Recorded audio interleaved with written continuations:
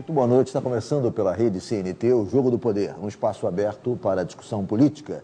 Nós, da CNT, acreditamos que o debate, o contraditório, é ponto de partida para o exercício de um dos direitos mais fundamentais, o de ser informado com absoluta correção e transparência. Esse é o objetivo do Jogo do Poder, que recebe hoje o ministro da Secretaria de Assuntos Estratégicos da Presidência da República, Moreira Franco. Boa noite, ministro. Boa noite. Conosco também, para essa entrevista, o jornalista Maurício Dias, de Carta Capital. Boa noite, Maurício. Boa noite. Boa noite, ministro. Ministro, recentemente, o seu ministério, a sua secretaria, promoveu uma discussão sobre a nova classe média que emergiu no Brasil nos últimos anos. Nos últimos anos, 31 milhões de brasileiros ascenderam à classe média. Hoje, esse contingente desse extrato social importante do mercado, da vida brasileira, chega a 95 milhões de brasileiros. Uma grande parcela dos brasileiros, portanto, se encontra nesse contingente. Muito bem. Onde está essa classe média? Se a gente tivesse que fazer uma foto dessa classe média, que imagem apareceria, ministro? Olha, eu creio que a coisa mais importante, o principal legado do presidente Lula foi exatamente deixar no cenário político, econômico e social brasileiro este novo protagonista, esse novo personagem que é a classe média. Só a classe média C? É a classe C? Isso, classe C. Quer dizer, a classe C em padrões americanos, a classe média em padrões brasileiros. E essa classe, ela é um segmento social que tem como base R$1.100 e como teto R$4.000 e poucos, R$4.200. Mais da metade da população brasileira já está nessa faixa. Ela é responsável por ter colocado no mercado de consumo coisa em torno de 100 bilhões de reais. Ano?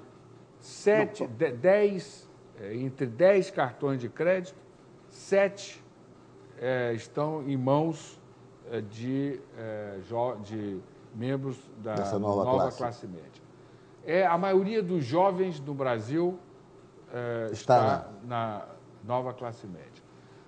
A presença desse segmento no mercado brasileiro é maior do que a soma da A e B.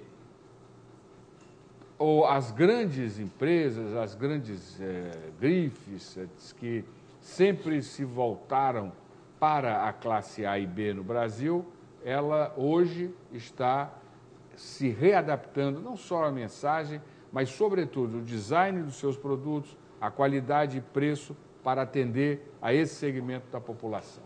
Se você pega a grade da publicidade, das propagandas, sobretudo nas grandes televisões, ela mudou profundamente.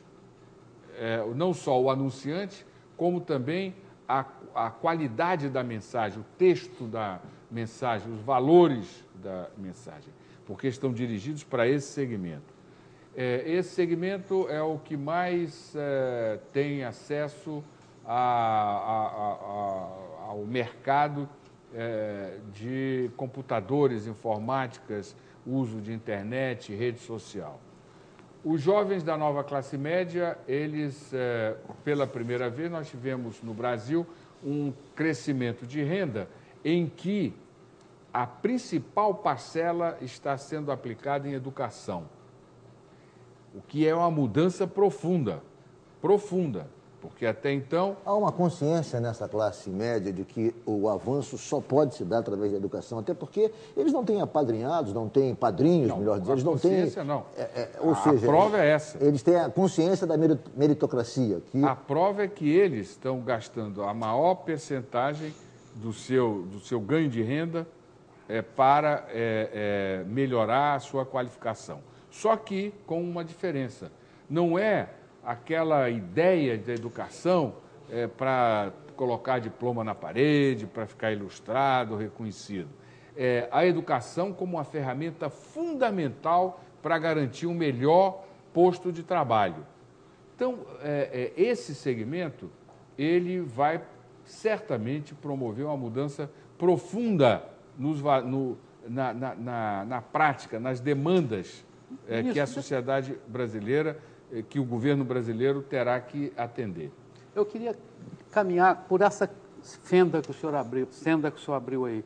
Qual o impacto dessa classe média na política, no processo político? Olha, por enquanto nós não estamos medindo isso, não é nenhuma preocupação nossa cuidar por esse ângulo, porque o objeto desse seminário, nós reunimos o maior número enorme, os melhores estudiosos no Brasil e no exterior sobre a nova classe média, os países emergentes, esse fato existe também, e o nosso objetivo, no momento, é, primeiro, saber exatamente o que é, quem é. Segundo, o que pensam. Terceiro, que valores têm. Quarto, o que esperam. Para que isso? O senhor não concorda? Para que isso? Por não. Por uma razão muito simples. O ambiente econômico internacional é um ambiente muito esquisito, muito complicado, com coisas estranhas. Os Estados Unidos trabalhando com hipóteses de default, ou seja, de não conseguir pagar suas contas. A Europa sendo comandada pela Alemanha, a Itália, a Espanha, Portugal, Grécia, com grandes dificuldades. É claro que isso acaba provocando alguma coisa no Brasil, por mais que nós estejamos preparados para enfrentar mais esse ambiente conturbado. E nós estamos perseguindo dois objetivos, preventivamente. Pela primeira vez no Brasil, antes do fato, se começa a estudar as hipóteses e se desenhar políticas públicas para enfrentar problemas que eventualmente possam surgir. Então, nós desde agora, estamos estudando a classe média para saber, no ambiente econômico, quais as dificuldades que poderão vir, com dois objetivos: manter a mobilidade e criar uma retranca para evitar que ela volte à pobreza, à situação anterior. O senhor disse que não tem objetivo político, que esse estudo não visa Eleitoral. interpretar... A pergunta foi eleitoral. Foi político? Não, político-eleitoral. Quer dizer, não, mas no sentido, a minha pergunta é a seguinte: no sentido que se busca se definir políticas públicas para atender essa nova classe média emergente, há quem interprete essa busca de políticas públicas que venha ao encontro dos interesses dessa classe média como um movimento que visa seduzir politicamente esses integrantes dessa nossa nova classe média. Quer dizer, uma coisa está ligada à outra, o senhor não concorda? Não necessariamente. As pessoas... não votam mecanicamente. Com esperança. Elas votam pela esperança, elas não votam só pelo que conseguiram. E para nós, o que é importante, isso é fundamental que os analistas políticos, que vocês entendam, que a imprensa que cobre o fato político e econômico entenda. O seguinte: qualquer país desenvolvido tem uma classe média sólida. Se nós quisermos, como a presidenta Dilma coloca como objetivo, sermos a quinta economia do planeta, não há outro caminho a não ser preservar essa classe média. Vou fazer um rápido intervalo. O Jogo do Poder hoje recebendo o ministro da Secretaria de Assuntos Estratégicos da Presidência da República, Moreira Franco.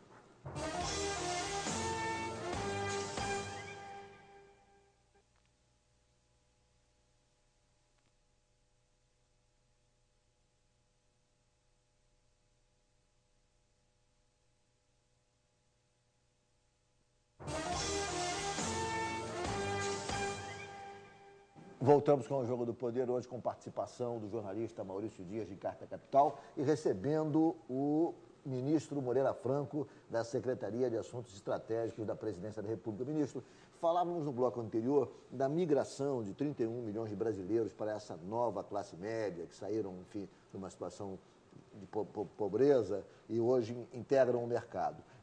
Essa migração é consistente, é sólida? Há risco por conta da crise internacional, face à possibilidade de recessão que se anuncia, inclusive a presidente Dilma disse que a recessão no Brasil não vai acontecer, o Brasil está preparado para isso, mas o fato é que há uma expectativa de recessão mundial presente, tanto na Europa quanto nos Estados Unidos. Quer dizer, esses fatos podem, de alguma maneira, trazer essa nova classe média novamente ao patamar inferior?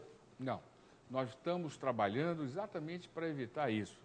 Nós estamos trabalhando para desenhar políticas que que se constituam num tipo de retranca, numa porta para impedir esse retorno.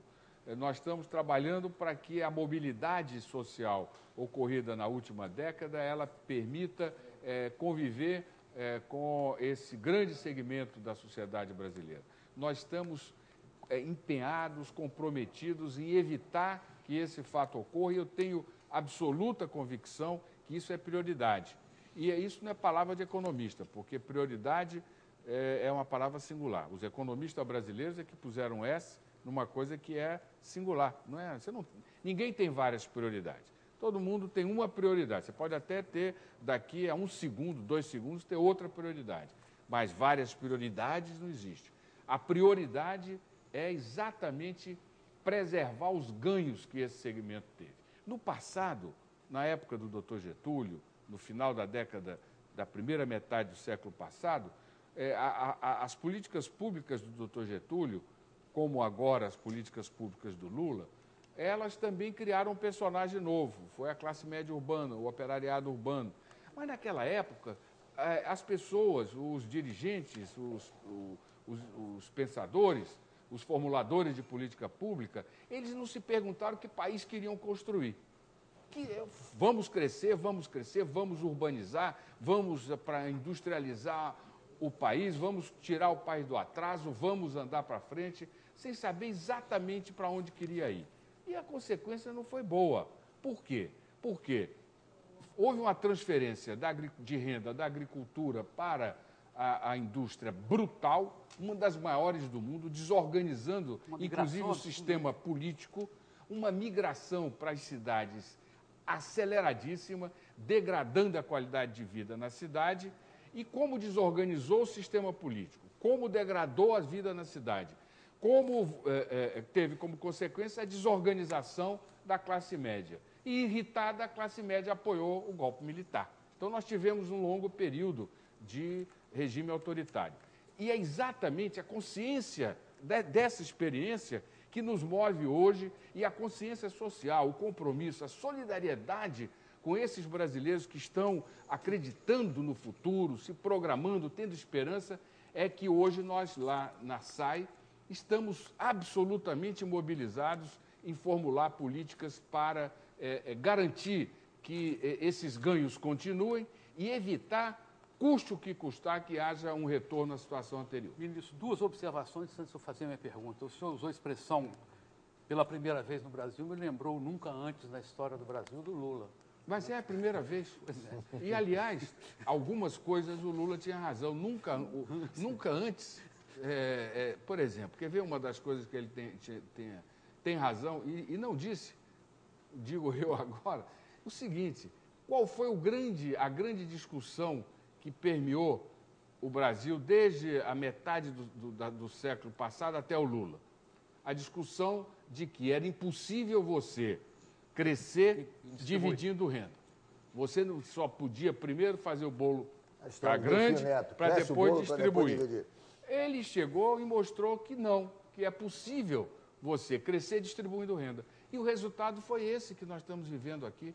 Nós tivemos uma política de salário mínimo que garantiu em 8 anos um aumento real de quase 55%. Nós tivemos políticas sociais que permitiram tirar da pobreza um maior contingente de todo o planeta. Nós fomos a mais bem-sucedida experiência de diminuição de desigualdade.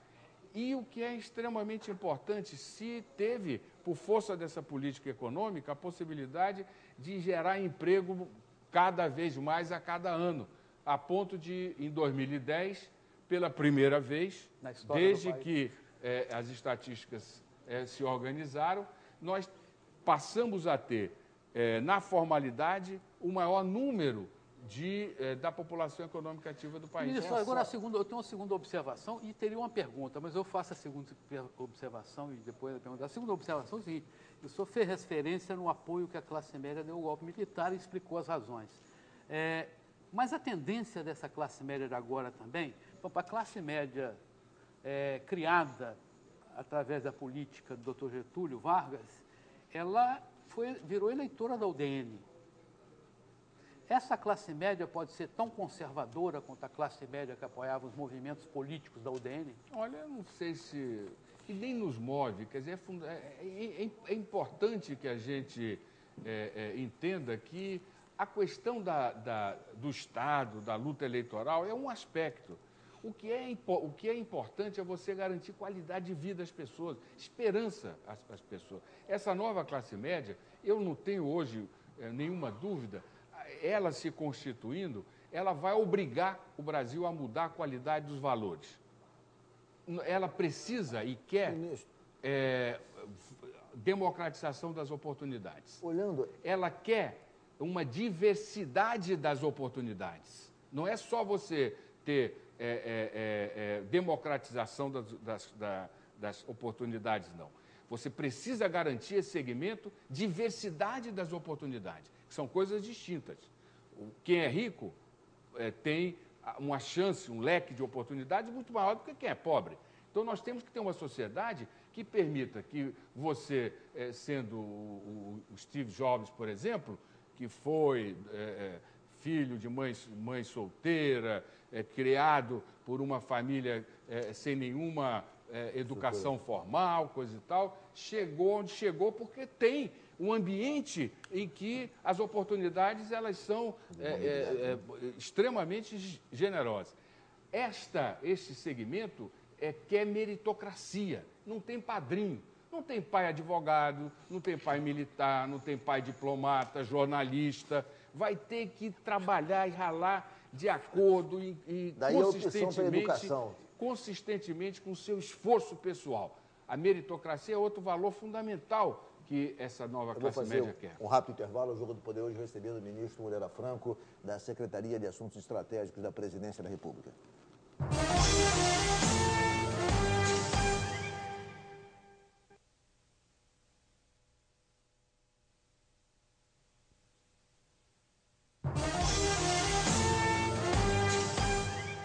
De volta com o Jogo do Poder, hoje com participação do jornalista Maurício Dias, de Carta Capital, recebendo o ministro Moreira Franco, da Secretaria de Assuntos Estratégicos da Presidência da República. Ministro, quando o senhor traçou o perfil dessa nova classe média, o senhor disse que preferencialmente são jovens, estão em maioria na região sudeste, muito bem, tem uma preocupação com a educação. Se por um lado os jovens estão no topo dessa classe média, os jovens enfrentam um grande problema no Brasil. O desemprego entre os jovens em algumas regiões chega a ser 3 vezes maior do que o desemprego, que a média de desemprego nacional. Quer dizer, essa classe média já enfrenta um problema sério, que é a questão do desemprego entre os jovens. Olha, ele enfrenta esse problema, mas antes desse problema eu quero voltar aqui à questão dos valores. Nós temos definitivamente que romper com um hábito que cultivamos ao longo das últimas 3 décadas, pelo menos, de avaliar as políticas públicas e os resultados delas pelas tabelas e pelos números. Nós precisamos ter valores. Esse novo contingente de brasileiro, eu repito, não tem padrinho. Ele precisa da meritocracia. A universalização das oportunidades, por exemplo, é, de alguma maneira, conflituosa com a meritocracia, porque a ideia da democratização, da universalização da oportunidade é como se você desse a mesma oportunidade para todos. E meritocracia ganha quem se esforça mais, quem trabalha mais. Então, nós temos que conjugar as duas coisas, dosar as duas coisas. E a presidenta Dilma, ela, por exemplo, quando lançou o programa Ciências Sem Fronteiras, ela já introduziu na política pública este valor, a meritocracia, ao mesmo tempo que a universalização das oportunidades. todas as universidades no Brasil inteiro, não, e aí quebra com o domínio da região sudeste, as universidades do Brasil inteiro que alcançaram nota acima de 600, elas vão poder entrar. Não todas de qualquer jeito, aquelas que alcançaram nota acima de 600. E no Brasil inteiro você tem. Os alunos que alcançaram nota acima de 600 vão poder concorrer. Então, você veja que esse esforço é um esforço que o governo já está começando a introduzir e nós precisamos radicalizar isso. A meritocracia, a oportunidade e a segunda chance, que é outro valor importante. Rico tem segunda chance. Você vai lá, vai fazer a faculdade de Direito e diz, não, eu não quero mais Direito, eu quero ser jornalista. Aí aconteceu que é um talento. Ele descobriu a sua profissão. O pobre é obrigado a fazer direito, porque a única opção que tem, se não fizer, é malandro. Então, nós temos que começar a entender que a sociedade plural, ela tem que ser plural nas oportunidades também. Maurício. O que eu queria perguntar, ministro, é o seguinte, esse valor acima de 600, ele leva em consideração, está levando em consideração o quê? E se ele está levando em consideração exatamente isso? As possibilidades não são as mesmas, quer dizer, a arrancada não são as mesmas. Um aluno de classe média mais favorecida, ele pode chegar nesses 600, mas e o daqui de baixo? Não. A prova é igual. A prova é igual. Pois é, mas a prova é igual. Mas os alunos disputam em condições desiguais. Mas a prova é igual para todo mundo. Aí é o seguinte, é exatamente esse conflito que você coloca é que tem que ser resolvido juntando a universalização das oportunidades com a meritocracia.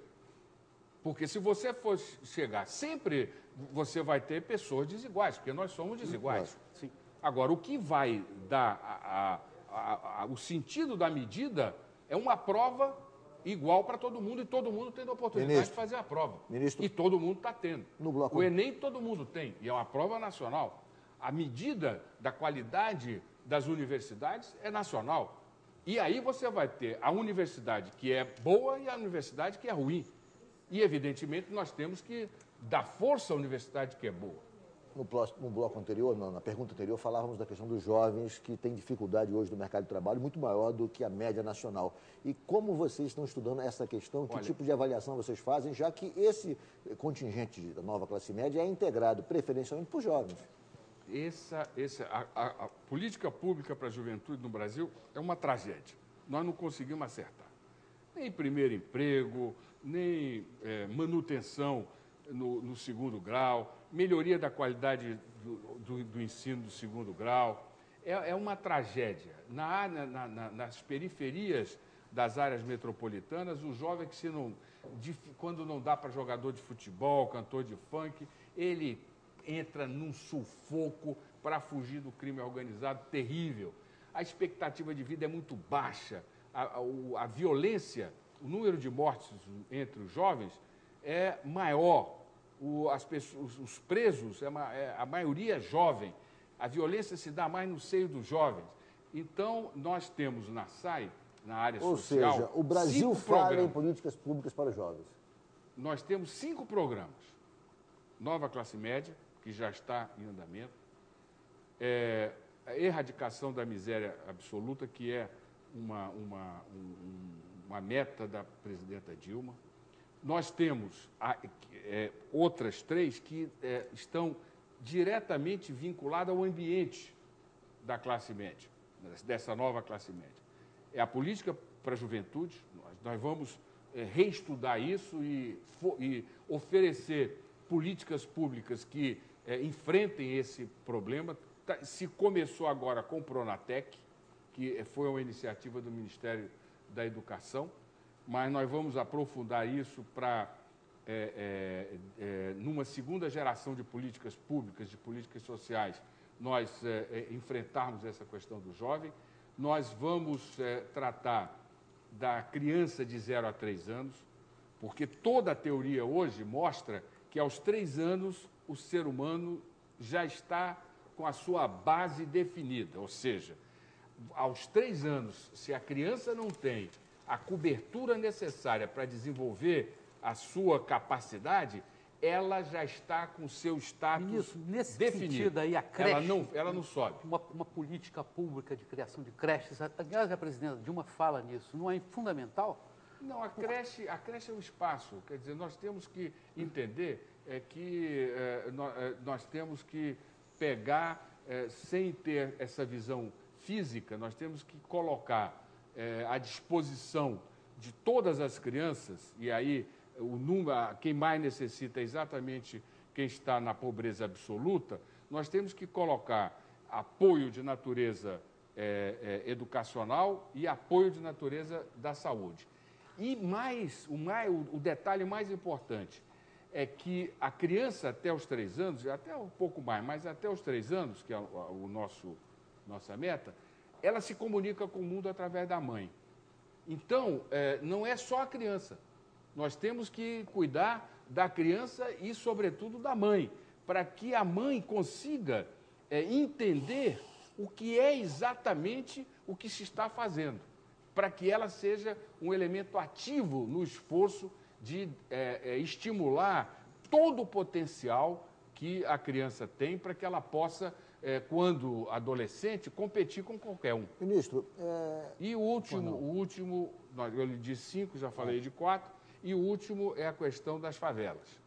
A elite brasileira, ela não conseguiu resolver até hoje qual é o caminho que quer correr quando se fala nas grandes cidades de ocupação irregular. Eu acho que ela quer bombardear. Ela está entendendo? De uma certa hora ela diz que remove e a outra hora ela diz que não quer remover, quer urbanizar, que é o tipo favela vai. Mas só que não resolve a questão fundamental, que é a propriedade. A grande questão fundiária no Brasil é urbana. Nós temos que enfrentar a questão da propriedade urbana. É fundamental que as pessoas sejam proprietárias da sua área.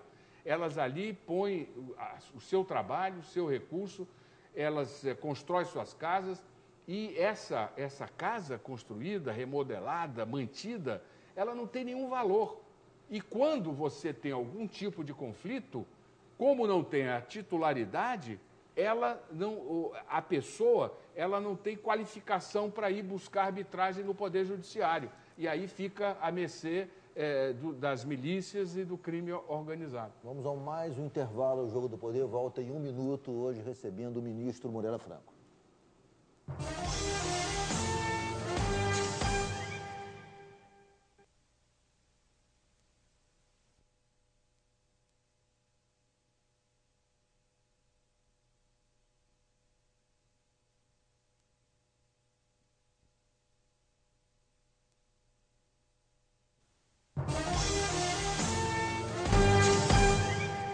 De volta com o Jogo do Poder, hoje com participação do ministro Moreira Franco, da Secretaria de Assuntos Estratégicos da Presidência da República. Ministro, me corrija se eu estiver equivocado.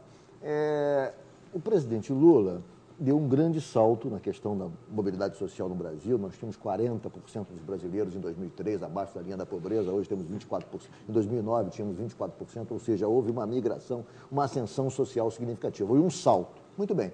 Na discussão de políticas públicas para o governo da presidente Dilma, discussão essa da qual o senhor participou ativamente com um seminário promovido pela SAI, eu senti que a tônica central do seu discurso é promover, se criar uma grande barreira para evitar que essa classe social que ascendeu volte à situação anterior. Ou seja, não há expectativa de um novo salto, o que se tenta é apenas conter uma volta à situação anterior, é só isso? Não, ao contrário, é só... podemos até repetir, eu espero que você, telespectador, relembre o que eu disse desde o primeiro bloco. Nós temos nesse seminário 2 objetivos. O primeiro, manter a mobilidade. E está sempre, nós não somos idealistas, nós vivemos no mundo. Quando você vê esse quadro aí, nós temos também que estar preparado, acompanhando num laboratório de avaliação a realidade econômica para permitir que políticas públicas eficazes e rápidas sejam adotadas para garantir a mobilidade e evitar que volte. Agora, tem outras coisas. Então, fique muito claro, o esforço é esse. Por quê? Porque nós temos consciência de que você precisa de uma classe média sólida e permanente para sustentar a quinta economia do mundo. Agora, é importante outra coisa que não foi falada aqui, para vocês verem o nível de profundidade que nós estamos jogando nesse estudo para avaliar as políticas públicas. Nós precisamos saber por que alguns brasileiros se aproveitaram desse momento econômico e outros não. Alguns se aproveitaram e foram. Alguns saíram da pobreza absoluta para a pobreza, outros da pobreza para a nova classe média, outros da nova classe média para a classe B. Agora, nós temos vários brasileiros, por exemplo, na linha de pobreza ainda estamos em torno de 16 milhões de brasileiros na pobreza absoluta e muitos brasileiros não conseguiram aproveitar a realidade econômica e sair da pobreza para a classe média. A pergunta que nós estamos procurando responder é se esse fato decorre de características pessoais ou deficiências da política pública. Se for ou uma combinação das duas coisas.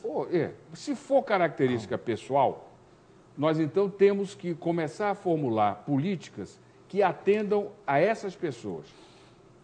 Se for deficiência das políticas, nós vamos ter que fazer mudança de rumo nas políticas, porque o objetivo é atender o maior número de brasileiros. Ministro, eu queria falar um pouco de política agora. Há informações em Brasília de que a substituição do ministro Nelson Jobim, que é integrante, um quadro histórico do PMDB, desagradou profundamente o partido, a substituição pelo ministro Celso Amorim, já que ele não é do partido, o partido teria ficado, enfim, satisfeito. Seu nome, inclusive, foi cotado, apareceu no noticiário como um nome indicado pelo PMDB. Você acredita em jornalista, a não ser Ricardo Bruno, rapaz? Por isso é que apareceu para a sucessão de Nelson Jobim. Especulando. Qual é a situação real da relação do PMDB com o governo hoje? Olha, muito boa. Nós temos o vice-presidente da República. Nenhum partido tem dado... Quero dizer que o senhor não está lendo o jornal que eu leio, os jornais que eu leio. Os jornais precisam de fazer zoada, mas na realidade o que nós temos objetivamente é uma relação muito boa. O vice-presidente da República é do PMDB. Se você pega materialmente, concretamente, objetivamente, nenhum partido foi mais firme com as decisões que a presidenta Dilma tomou, tanto na área de mudança de ministros, de demissão de ministro, na área de política econômica, social, do que o PMDB. O PMDB, ele apoiou o ministro Palocci, enquanto outros partidos, inclusive o próprio PT, criava dificuldades. Quando ela indicou a ministra Gleisi, não houve nenhum questionamento do PMDB, da mesma maneira com relação à ministra Ideli. Quando a presidenta se manteve fiel aos termos da política de salário mínimo já definida anteriormente no governo Lula, o PMDB votou 100%, a bancada inteira apoiou, foi o único partido que votou 100%. Então, nós não estamos criando e nem vamos criar nenhuma dificuldade. Ministro, e essa informação de que a devassa promovida no Ministério do Turismo trouxe inquietação no PMDB, inclusive que o PMDB estaria coordenando uma rebelião da base aliada por conta disso, estava apreensivo diante do que aconteceu da ação promovida pela Polícia Federal. O que tem de concreto nisso? A imprensa fica querendo criar um clima de que está havendo pelo PMDB ideia de conspiração, que o Jaburu é centro de conspiração. Não é verdade. Não se conspira. O vice-presidente apoiará institucionalmente o governo, faz parte do governo. Com relação a essa pergunta, também não há nenhum problema. Aquele bloco de O 201 inexiste. PMDB reclamou do método. Uso de algemas. Algemas, fotografias excessivas, enfim, uma certa Pirotecnia. pirotecnia. O senhor acha que a Polícia Federal exagerou? Transformar aquilo num grande espetáculo. Agora, a nossa posição é de fazer as apurações que têm que ser feitas, punir quem tem que ser punido. Corrupção não é avaliada pelo CNPJ, ou seja, não é a instituição, não é o partido. Corrupção se faz com CPF, são pessoas. Então tem que se apurar, punir pessoas.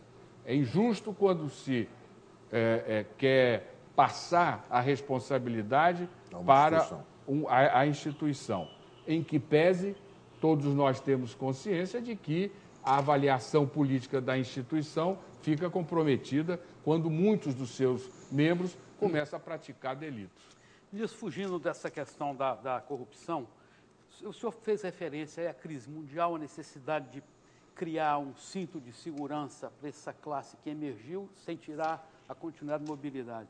Mas parece que há nesse movimento que o senhor recusa acreditar no Congresso, principalmente na Câmara dos Deputados, reclamando... Qual movimento?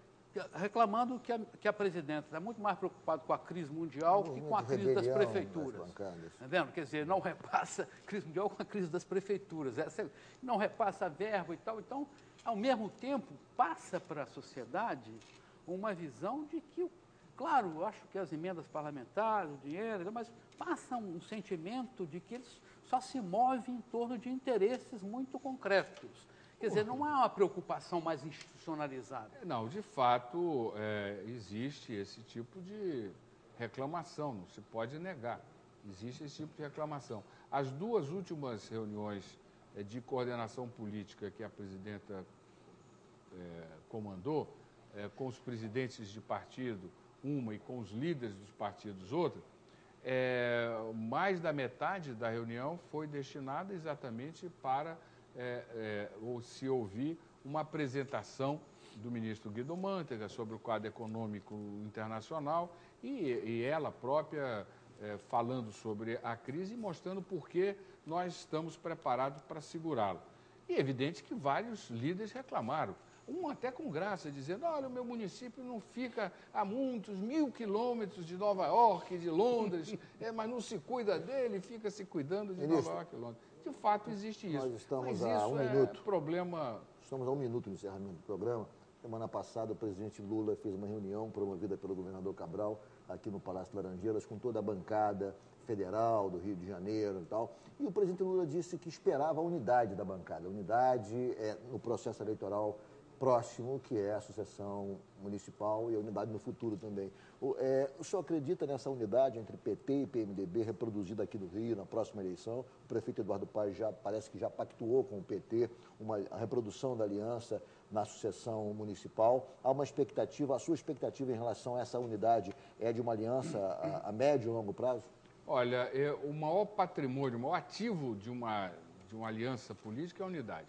A luta, você ganha e a sociedade ganha, o governo ganha quando se consegue a unidade política, consegue o entendimento político.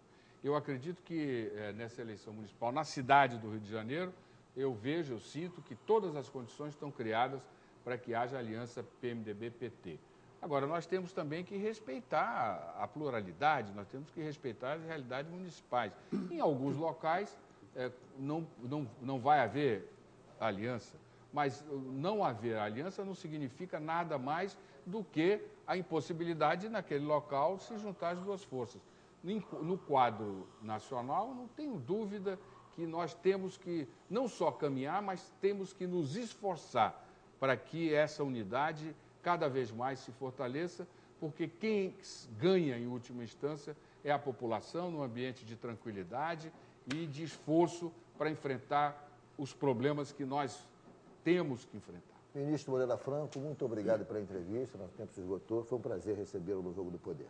A alegria foi minha, muito obrigado. Boa noite. Muito obrigado também, Maurício, pela sua presença. Foi um prazer contar com a sua participação.